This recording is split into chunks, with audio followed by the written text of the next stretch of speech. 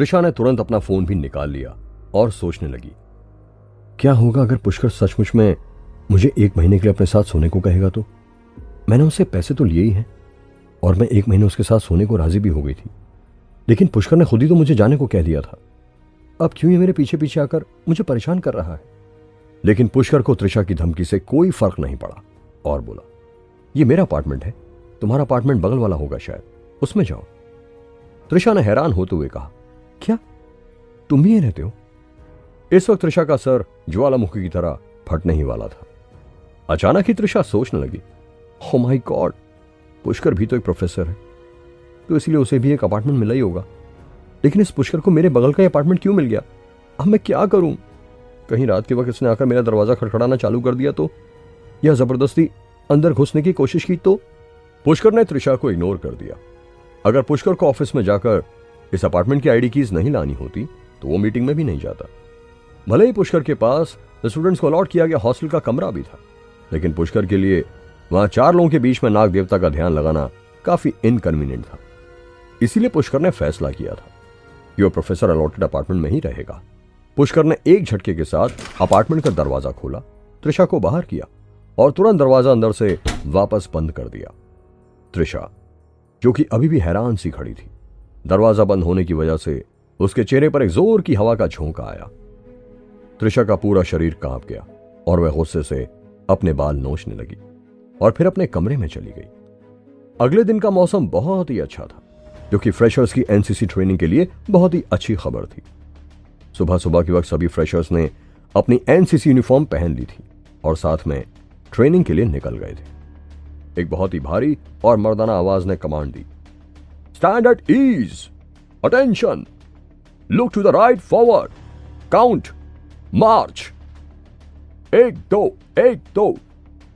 और तुरंत कई सारे फ्रेशर्स अपनी एनसीसी यूनिफॉर्म पहने हुए परेड शुरू करने लगे। पुष्कर ने अपनी एनसीसी यूनिफॉर्म नहीं पहनी थी। वो अकेला ही ग्राउंड के आसपास बनी हुई सीढ़ियों पर खड़ा होकर बाकी के स्टूडेंट्स को 2 लाइंस में खड़े होकर परेड करते हुए देख रहा था। यह ट्रेनिंग पुष्कर के लिए बिल्कुल भी नेसेसरी नहीं थी। अचानक ही पुष्कर ने नोटिस किया कि प्रियंका भी अपनी यूनिफॉर्म पहने हुए ट्रेनिंग करने आई हुई थी। प्रियंका यूनिफॉर्म में बहुत ही ज्यादा हेरोइक लग रही थी, यहां तक कि जो ट्रेनिंग इंस्ट्रक्टर्स बहुत ही खड़ूस और पत्थर दिल माने जाते हैं, वो भी प्रियंका की खूबसूरती देखकर हैरान थे। पुष्कर ने धीमे से खुद से कहा, प्रियंका, तुम्हें यूं देख के मुझे बहुत खुशी हो रही है। पुष्कर इस वक्त प्रियंका की यूनिफॉर्म के बारे में बात नहीं कर रहा था। इस तरह की ट्रेनिंग तो प्रियंका के लिए कुछ भी नहीं थी, लेकिन दरअसल प्रियंका, जो कि बचपन से ही अकेली पली बड़ी थी और उसके कोई भी दोस्त नहीं थे, आज वह इतने सारे लोगों के साथ मुस्कुराती हुई खड़ी थी, जो कि पुष्कर के लिए काफी खुशी की बात थी। प्रियंका पुष्कर की दी हुई दवाइयां भी ले रही थी, जिसकी वजह से प्रियंका की एनर्जी लेवल और स्ट्रेंथ बहुत बढ़ चुकी थी। और इस तरह की मामूली ट्रेनिंग करना प्रियंका के लिए कोई बड़ी बात नहीं थी। पुष्कर को केवल एक ही डर था, कहीं अचानक ही प्रियंका का वह शरीर ठंडा हो जाने वाली बीमारी दोबारा उसे ना पकड़ ले, क्योंकि अभी तक उस बीमारी का कोई परमानेंट इलाज नहीं निकल पाया था। तभी अचानक पुष्कर का सारा मूड खराब हो गया। जैसे ही पुष्कर ने उन सभी फ्रेशर्स के बीच में उर्वी को भी नोटिस कर लिया। पुष्कर का ध्यान उर्वी की ओर इसीलिए गया था क्योंकि उर्वी ने दूर से पुष्कर को अकेले खड़ा देख लिया था, जिसकी वजह से उर्वी गलत परेड कर रही थी और उसे इंस्ट्रक्टर की डांट पड़ी थी।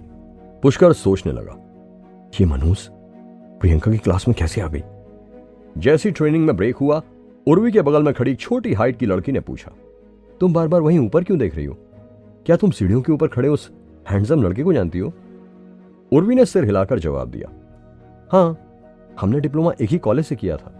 भले ही इस वक्त उर्वी को ब्रेक मिला हुआ था, लेकिन उसमें पुष्कर के पास जाने की हिम्मत नहीं थी, ना ही पुष्कर को अपने दिल की बात बताने की हिम्मत थी। उर्वी सोच रही थी, ये पुष्कर हमारे साथ एनसीसी ट्रेनिंग क्यों नहीं कर रहा?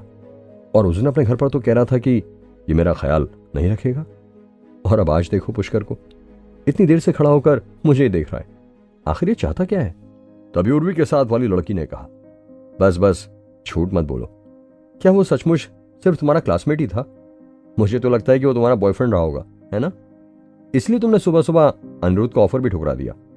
पक्का वो तुम्हारा बॉयफ्रेंड ही है, वरना वो तुम्हारा इतना ख्याल क्यों रखता? इतनी देर से वहां खड़ा होकर तुम्हें क्यों देखता रहता?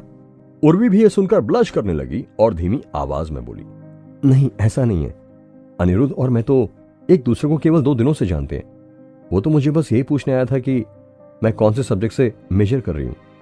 तुम तो कुछ भी अपने आप ही अंदाजा लगाने लगती हो। ये कहने के बाद उर्वी फिर से दोबारा दूर सीढ़ियों पर खड़े होकर पुष्कर को देखने लगी। अनिरुद्ध एक ऊंची हाइट का लड़का था जो कि लास्ट रो में खड़ा था।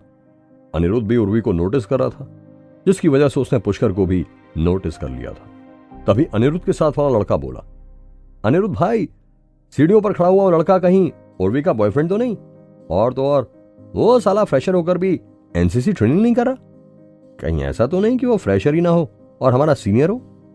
अनिरुद्ध ने गुस्से से जमीन पर थूकते हुए कहा, अरे कुछ नहीं भिखमंगा साला, ऐसे आलतू फालतू लोगों को मैं सीरियसली नहीं लेता। बगल में खड़ा लड़का बोला, अनिरुद्ध भाई, मेरी मानो तो तुम्हें उस उर्वी के चक्कर में नहीं पड़ना चाहिए। डायरेक्ट प्रियंका को पटाओ। वो नॉर्मल लड़की के रूप में परी है, परी। मुझे तो समझ में नहीं आ रहा है, ये जो कॉलेज ब्यूटी रैंकिंग बनाते हैं ये अंधे तो नहीं है?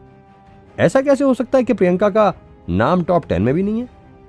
लेकिन अनिरुद्ध लगातार दूर खड़े पुष्कर को ही घूर रहा था और बोला, इसीलिए तो तुम जैसे गधों को मैं अपने साथ नहीं रखता हूं। अबे टट्टू, अपना दिमाग क्या बेच आया है क्या? मुंबई शहर में रहकर तुझे पता नहीं है कि प्रियंका कौन है? वो संजय मेहता की मंगेतर है। प्रियंका की तरफ आंख उठाकर देखना मतलब अपनी आंखें गंवाना है। अगर मेहता परिवार में से किसी ने गलती से भी नोटिस कर लिया कि तुम प्रियंका को देख रहे हो या उसे अप्रोच करने की कोशिश कर रहे हो तो संजय मेहता तुम्हें समंदर में दफन कर देगा। वो लड़का बोला, हाँ मैं जानता हूं, लेकिन ये तो बहुत दुख की बात है कि प्रियंका को इस तरह के रिलेशनशिप में आना पड़ा। लेकिन देखा जाए तो संजय मेहता भी मुंबई का बेताज बादशाह है। वो डायलॉग भी फेमस है ना, मुंबई का किंग कौन? संजय मेहता। प्रियंका, जो कि परेड की लाइन में आगे लगी हुई थी, चुपचाप बैठी हुई थी और चोरी चुपके अपना फोन निकालकर उसमें पुष्कर के मैसेजेस चेक कर रही थी। यहां तक कि अगर कोई भी लड़का प्रियंका से बात करने की कोशिश भी कर रहा था तो प्रियंका उन्हें इग्नोर कर रही थी। पुष्कर ध्यान से देख रहा था। अचानक ही एक बहुत ही खूबसूरत लड़की चलते हुए पुष्कर के पास आकर बोली, अरे पुष्कर, तुम भी यहीं हो? What a coincidence. वो लड़की बहुत ही लंबी थी और उसके बाल पोनीटेल में बंधे हुए थे। वो लड़की चलते हुए पुष्कर के पास आई और अपने चमकदार सनग्लासेस निकालकर पुष्कर को मुस्कुराकर देखने लगी। पुष्कर बोला, इंस्ट्रक्टर सोनाली, क्या तुम यहां किसी स्पेशल ट्रिप पर आई हो? पुष्कर एक नजर में ही पहचान गया था कि वो पैंथर स्पेशल फोर्स की इंस्ट्रक्टर सोनाली थी। पुष्कर ने सोनाली से वादा किया था कि पुष्कर उसके लिए कुछ खास दवाइयां तैयार करेगा। सोनाली ने मुस्कुराते हुए कहा, अरे ऐसा मत कहो पुष्कर, मैं तो यहां यूनिवर्सिटी में किसी बहुत खास काम से आई हूं। वो तो तुम मुझे गलती से दिख गए, इसलिए मैं हेलो बोलने आ गई। और फिर सोनाली पुष्कर को ऐसे देखने लगी मानो कि पुष्कर ने उसका कर्जा ले रखा हो। तभी पुष्कर ने नोटिस किया कि 2 चीफ इंस्ट्रक्टर्स जो कि एनसीसी ट्रेनिंग के हेड थे, वो पास में ही हाथ बांधकर खड़े थे, जैसे कि मानो वे लोग सोनाली का हर ऑर्डर मानते हों। पुष्कर को सोनाली के मिशन में कोई इंटरेस्ट नहीं था। पुष्कर ने अपनी जेब में हाथ डाला और दवाइयों की एक बोतल निकालते हुए कहा, ये रही वो दवाइयां जो मैंने वादा किया था, ठीक से गिन लेना। सोनाली ने खुश होते हुए कहा, पुष्कर, जब तुमने बोतल दी तो मुझे गिनने की जरूरत नहीं है, thank you very much. Sonali बहुत लंबे समय से पुष्कर की इन दवाइयों का इंतजार कर रही थी और वो पुष्कर के सामने ही उन्हें गिनकर पुष्कर की बेइज्जती नहीं करना चाहती थी। पुष्कर ने भी मुस्कुराकर कहा, तुम्हें मेरी इतनी तारीफ करने की जरूरत नहीं है, तुमने मेरी मदद की थी, ये उसी के बदले का फेवर है और कुछ नहीं। सोनाली ने पूछा, ओके, मैं भी यही मानती हूं, बिजनेस में नो यारी नो दोस्ती। बाय द वे, क्या तुम्हें यहां मुंबई यूनिवर्सिटी में कुछ अजीब से लोग मिले क्या? और सोनाली ने तुरंत पास खड़े उन दोनों इंस्ट्रक्टर्स को हाथ के इशारे से अपने पास बुला लिया। पुष्कर ने जवाब दिया, मुझे यहां आए हुए अभी केवल 3 ही दिन हुए हैं, मुझे तो ऐसा कोई नहीं मिला। सोनाली ने उन दोनों इंस्ट्रक्टर्स के साथ मिलकर पुष्कर को सारी बात बताई। दरअसल नए बैच के स्टार्ट होते स्पेशल फोर्सेस को इन्फॉर्मेशन मिली थी कि कुछ अनआइडेंटिफाइड सस्पेक्ट्स ने मुंबई यूनिवर्सिटी के अंदर घुसपैठ कर दी थी। वो लगभग 30 लोग हैं। पुष्कर ने बीच में ही बात काटते हुए कहा, 30 लोग? क्या वो बहुत ही खतरनाक है?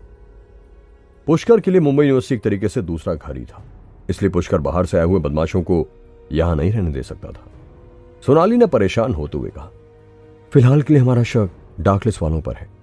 हमें लगता है कि बहुत सारे हाई रैंकिंग ऑफिशियल्स के बच्चे भी इस कॉलेज में पढ़ रहे हैं, यहां तक कि विदेश से भी कई स्टूडेंट्स बड़ी बड़ी फैमिली से यहां आए हैं, जिसकी वजह से डार्क लिस्ट के किलर्स हमारे कॉलेज में घुस चुके हैं। पुष्कर ने तुरंत कहा, मुझे नहीं लगता कि इस मामले का डार्क लिस्ट से कुछ भी लेना देना है। बेकार में डार्क लिस्ट को इन्वेस्टिगेट करके अपनी एनर्जी मत गवाओ, सोनाली ने पुष्कर की ओर घूरते हुए कहा। अरे वाह, पुष्कर श्रीवास्तव को ढाकलिस पर इतना भरोसा है। सोनाली जानती थी कि पुष्कर, जो कि इतनी कम उम्र में पूरी दिल्ली को कंट्रोल कर रहा था, कोई मामूली इंसान तो नहीं था। सोनाली ने आगे कहा, पुष्कर, अगर यहां पर कोई भी गड़बड़ होती है तो तुम हमारे रास्ते में आकर हमारे लिए और मुसीबत खड़ी मत करना। सोनाली, जिसको कि पुष्कर की दवाइयों की बहुत सख्त जरूरत थी, वो पुष्कर को गंवाना भी नहीं चाहती थी, लेकिन वो पुष्कर को अपने मामले में इंटरफेयर करते हुए टॉलरेट भी नहीं कर सकती थी। पुष्कर ने जवाब दिया, चिंता मत करो, वो जो कोई भी है, अगर वो मुझे टारगेट नहीं करेंगे तो मैं भी उन्हें टारगेट नहीं करूंगा। सोनाली ने कहा, ग्रेट, इसी बात पर हाथ मिलाओ। जब पुष्कर, सोनाली और बाकी के 2 इंस्ट्रक्टर्स आपस में बातचीत कर रहे थे, उस वक्त तक एनसीसी ट्रेनिंग खत्म हो चुकी थी और बाकी के जूनियर इंस्ट्रक्टर्स सब स्टूडेंट्स को लेकर कैफेटेरिया की तरफ जा रहे थे। और जैसे ही वे लोग पुष्कर और उसके साथ खड़े लोगों के बगल में से गुजरे तो उन्होंने तुरंत सैल्यूट किया। वह जूनियर इंस्ट्रक्टर शायद सोनाली को भी नहीं जानते थे, तो पुष्कर को जानने की बात तो दूर की थी, लेकिन वो इतना जानते थे कि उनके सबसे सीनियर इंस्ट्रक्टर्स भी पुष्कर और सोनाली के आगे हाथ बांध कर खड़े थे। इसलिए उन्होंने पुष्कर और सोनाली को भी सैल्यूट किया। जब सभी स्टूडेंट्स ने यह नजारा देखा तो वो हैरान रह गए, खासकर सोनाली के खूबसूरत फिगर को देखकर। साथ ही साथ सभी सोच रहे थे कि पुष्कर, जो कि अभी भी फर्स्ट ईयर का स्टूडेंट था, वो सोनाली के साथ खड़ा होकर क्या बातचीत कर रहा था। कौन थे वो 30 लोग? क्या वो कोई आतंकवादी थे? जानने के लिए सुनते रहिए ये एक्साइटिंग कहानी सिर्फ पॉकेट एफएम पर।